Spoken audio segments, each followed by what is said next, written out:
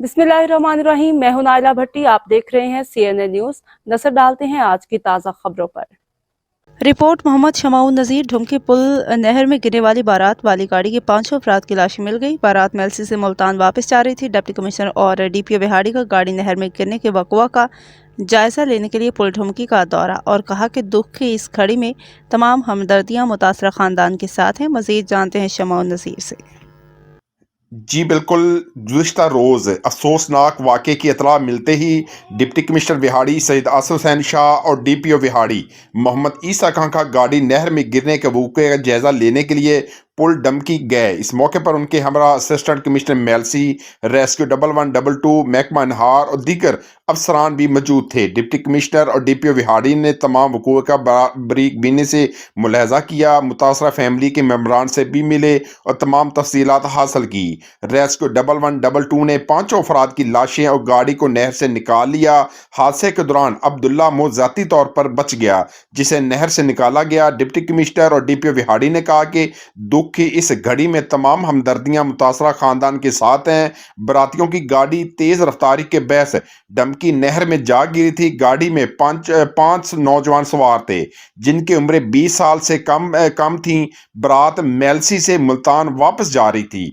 34 घंटे के तवील ऑपरेशन के बाद नहर में डूबने वाले बकिया दोनों अफराद जुनेद और फहद को भी निकाल लिया गया। गुज़िश्ता रोज़ रजा सरफराज, सैयद जदीद अहमद और रेयान खां की डेड बॉडी को निकाल लिया गया था। डिस्ट्रिक्ट पुलिस ऑफिसर बिहाड़ी मोहम्मद ईसा खां की जेर निगरानी पुल नहर डमकी से पुल हलीम खिची तक सर्च ऑपरेशन जारी रहा। सर्कल मेलसी के SHO पुलिस के जवानों ने इमदादी सरगर्मियों और सर्च ऑपरेशन में बढ़ चढ़कर हिस्सा लिया।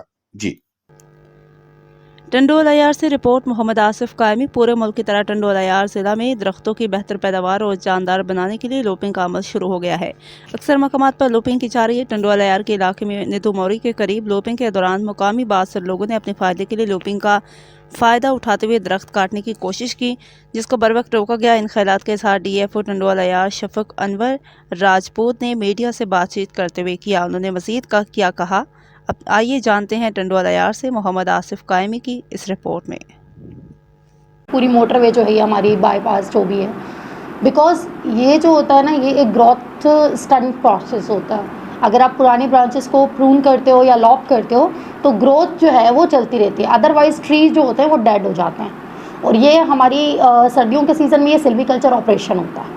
This is a very must need of the crop कि हम उसको सस्टेन करें, या अगर आपको लंबे पीरियड तक चलाना है अपनी प्लांटेशन को तो आपको ओल्ड ब्रांचेस जो होती हैं उनको कट ऑफ करना पड़ता है ताकि न्यू ब्रांचेस आए। अदरवाइज़ अगर ये जो ओल्ड ब्रांचेस हैं अगर आप ये कट ऑफ नहीं करोगे तो ट्री यहीं पे ही सस्टेन करेगा और उसकी लॉन्ग लाइफ नहीं होगी। So this is the practice not only in Pakistan, in Sindh, everywhere, पूरी दुनिया में ये प्रोसीजर होता है। पहली बात ये हमारे फॉरेस्ट की ज़मीन है, फॉरेस्ट के ट्रीज़ हैं, ज़मीन तो हमारी नहीं है, हम लोगों ने रेस किए हुए हैं। बिकॉज सर्टन टाइम पीरियड से फॉरेस्ट वाले इस चीज़ को मैनेज शायद नहीं कर रहे थे, या वो लॉपिंग वगैरह पे इधर इस एरिया पे ध्यान नहीं दे रहे थे। बाकी सारे जो एरियाज़ हैं उन पे हम लोग कर लेते हैं, बट ये एरिया जो है ये पोजीशन में है, समहाउ इरिगेशन या समहाउ दूसरे लोग जो हैं वो इस चीज़ को ऑन करते हैं।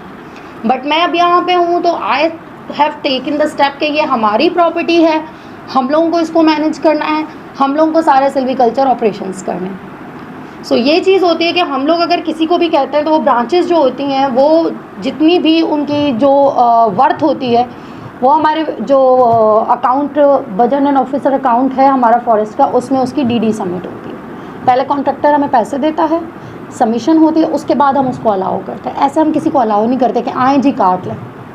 This is not the way, it's a complete procedure. देखा जाता है, दिखाया जाता है कि दिस इज़ द पॉइंट, आपको ऐसे करना है। हाँ, अब मैं बात करती हूँ कि अगर वहाँ पे आप कहते हैं कि ज़्यादा हो रही है, that is a point of issue. अगर कोई ज़्यादा कर रहा है, मे बी वो लोकल लोग वहाँ के कर रहे हो क्योंकि वही इतने सालों से करते आ रहे हैं, उन लोगों को ये चीज़ बर्दाश्त नहीं हो रही कि अब फॉरेस्ट डिपार्टमेंट क्यों कर रहा है। 10 सालों से तो फॉरेस्ट डिपार्टमेंट नहीं था यहाँ पे, हम लोग ही करते थे। अगर इसकी अर्निंग जो भी होती थी वो हम ही करते थे, हम ही लेते थे। So that is an issue, that is the basic point of conflict. हाँ, अगर देखें मेरा पॉइंट बिल्कुल क्लियर है, अगर हम किसी को कॉन्ट्रैक्टर को हायर करते हैं या हम लोग किसी को कहते हैं और वो अगर ज़्यादा करते हैं तो ये तो हम लोग भी उस पर स्टेप लेंगे।